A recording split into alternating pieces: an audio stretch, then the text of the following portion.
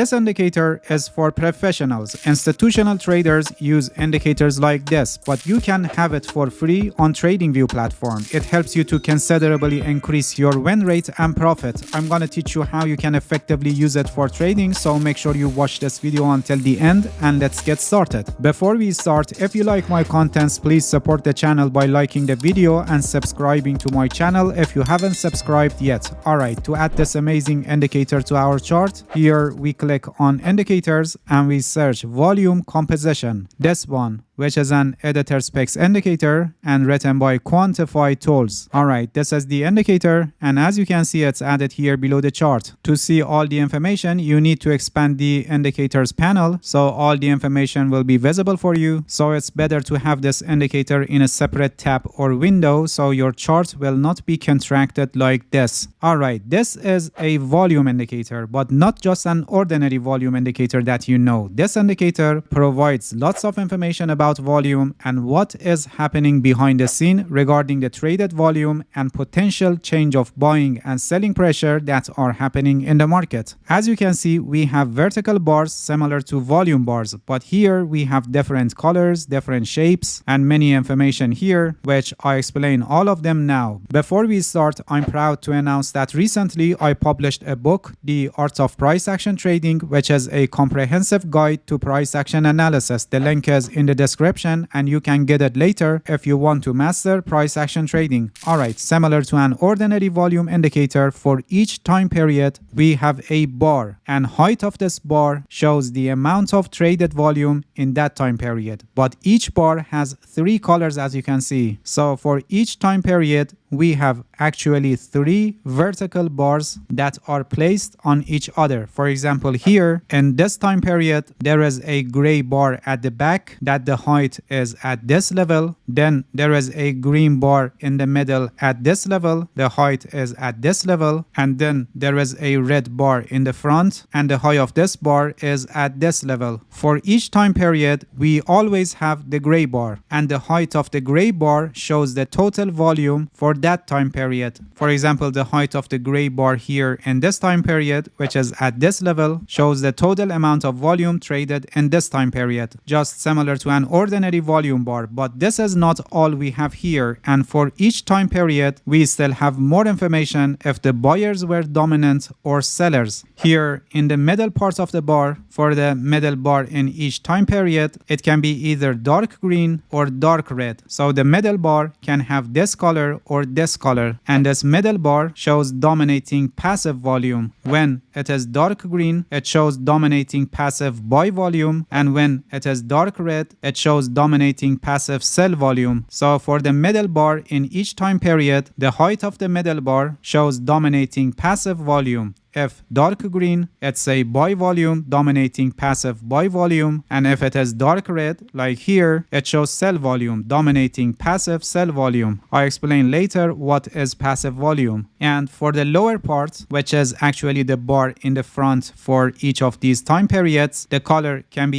either light red or light green. The height of this bar shows dominating active volume. When it is light red, it shows dominating active sell volume, and when it is light green, it shows dominating active buy volume. Now let me explain what are passive volume and active volume.